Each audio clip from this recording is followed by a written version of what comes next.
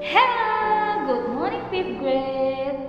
How are you this morning? Yes, as usual, I hope all of you are good and still keep on fire. Tetap semangat ya anak-anak. Okay, what day is today? Yes, today is Monday. But before we start our lesson, it's better if we pray first. Come on, let us pray. Close your eyes and put your hand.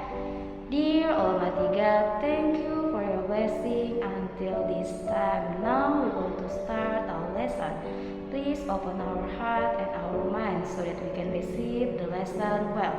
Please bless us, bless our teachers and our parents and all of us. Please forgive us for all our sins. Thank you God. Amen. Oke, nah tadi kita sudah berdoa. Nah, sekarang biar kita tetap semangat, kita harus melakukan tepuk PPK.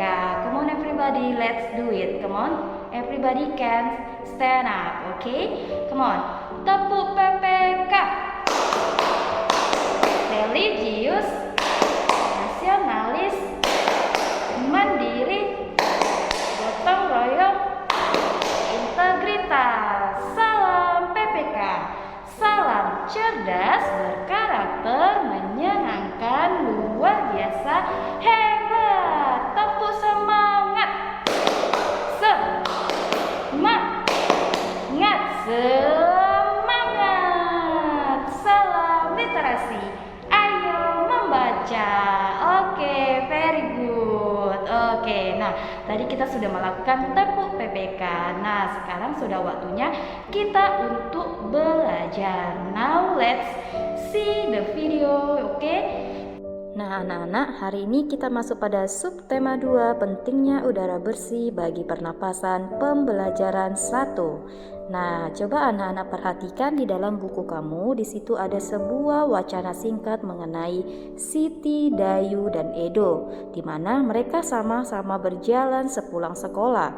Nah, ketika di perjalanan, sebuah mobil melewati mereka. Mobil itu mengeluarkan asap tebal dan hitam, sehingga udara di sekitarnya pun langsung berwarna kelabu. Dan Dayu menjadi terbatuk-batuk. Siti dan Edo segera menutup mulut dan hidung mereka.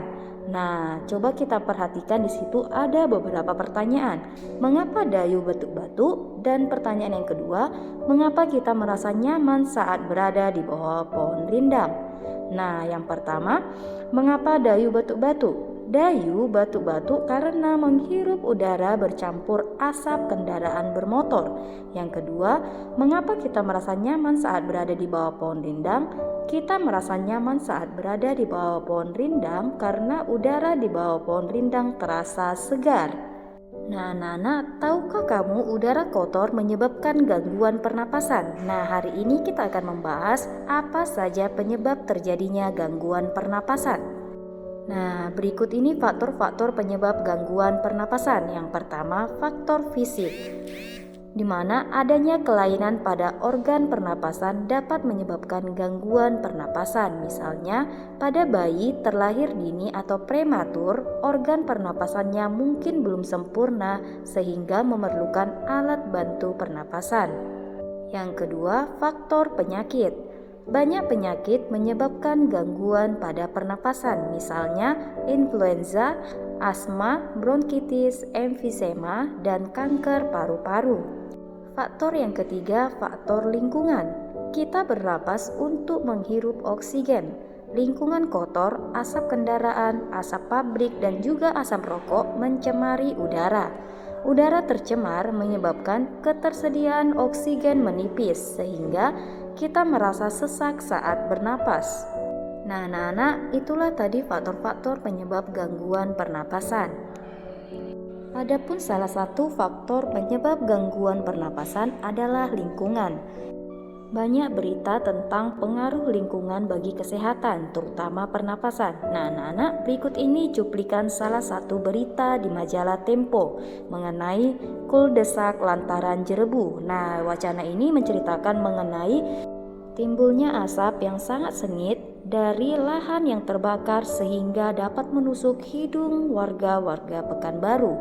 Nah, jadi di sini mengenai lahan yang terbakar di daerah Pekanbaru ya anak-anak, sehingga kabut tersebut menyelimuti kota tersebut dan berdampak bagi kesehatan masyarakat, di mana terbukti jumlah pengidap gangguan pernapasan sangat tinggi di daerah Pekanbaru tersebut, di mana gangguan pernapasan tersebut yaitu infeksi saluran pernapasan akut atau disebut dengan ISPA. Nah, itu dia contoh dari gangguan pernapasan ya anak-anak.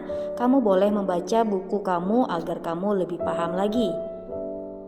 Nah anak-anak, setelah kita membaca bacaan mengenai Kuldesak Lantaran Jerebut tersebut, kita dapat membuat beberapa kata tanya dan juga membuat jawabannya juga. Contohnya kamu boleh lihat di sini ada kata tanya apa, siapa, di mana, bagaimana, dan mengapa. Contohnya, apa nama satelit milik Badan Antariksa Amerika Serikat atau NASA? Nah, jawabannya, satelit milik Badan Antariksa Amerika Serikat atau NASA bernama satelit Terra dan Aqua. Nah, itulah dia cara membuat pertanyaan. Nah, anak-anak, selanjutnya kita masuk pada pembelajaran yang kedua. Nah, di situ coba kamu perhatikan ada sebuah wacana singkat mengenai kakek Edo atau disebut dengan kakek Husin, di mana kakek Husin tersebut mengidap penyakit asma. Nah, sekarang kita akan membahas mengenai apa itu penyakit asma dan juga gejala-gejalanya. Nah, penyakit asma. Asma merupakan penyakit penyumbatan saluran pernapasan yang disebabkan oleh alergi. Pencetus alergi misalnya udara dingin, rambut, bulu, kotoran, debu, atau tekanan psikologis. Nah, selanjutnya kamu boleh perhatikan di situ perbedaan bronkus pada penderita asma dan bukan penderita asma. Nah, di situ ada bronkus normal dan juga bronkus sakit. Nah, selanjutnya mengenai gejala awal penyakit asma antara lain yang pertama, batuk terutama pada malam atau dini hari. Yang kedua, sesak napas. Yang ketiga, napas berbunyi yang terdengar jika pasien menghembuskan napasnya. Yang keempat, rasa berat di dada. Dan selanjutnya, dahak sulit keluar. Nah, selanjutnya kita mempelajari mengenai gejala beratnya. Dalam perkembangannya, pasien berpenyakit asma dapat mengalami gejala berat. Gejala berat adalah keadaan gawat darurat yang mengancam jiwa.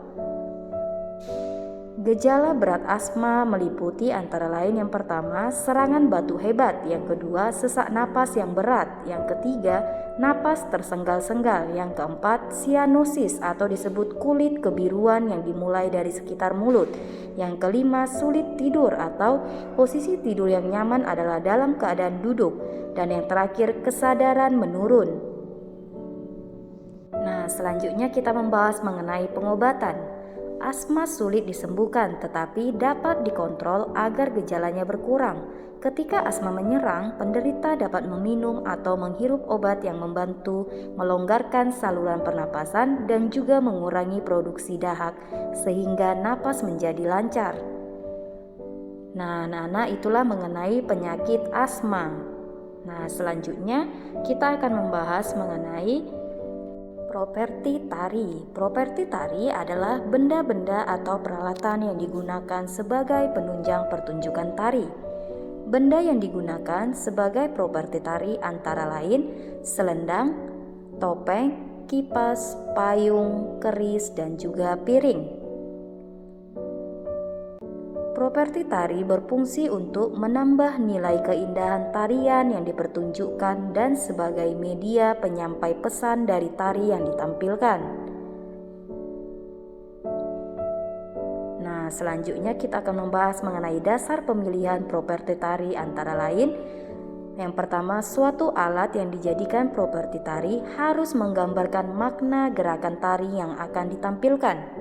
Yang kedua, alat yang akan dijadikan properti tari harus mendukung tema tari yang akan ditampilkan. Yang ketiga, properti yang digunakan tidak hilang kearifan lokalnya. Selanjutnya, properti yang akan digunakan tidak boleh menghambat gerakan tari. Nah, anak-anak, berikut salah satu contoh tari topeng, yaitu tari klono topeng.